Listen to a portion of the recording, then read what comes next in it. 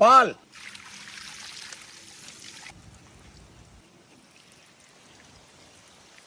உப்பு,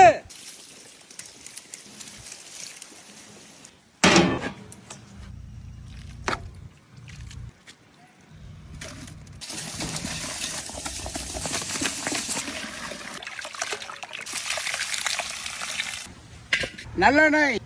வெந்தயம், சோம்பு, பெரிய வெங்காயம், சின்ன வெங்காயம், பூண்டு,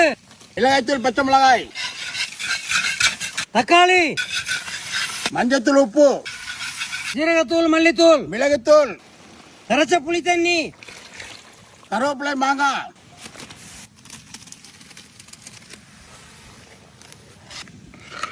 அரைச்ச தேங்காய், மல்லித்தலை,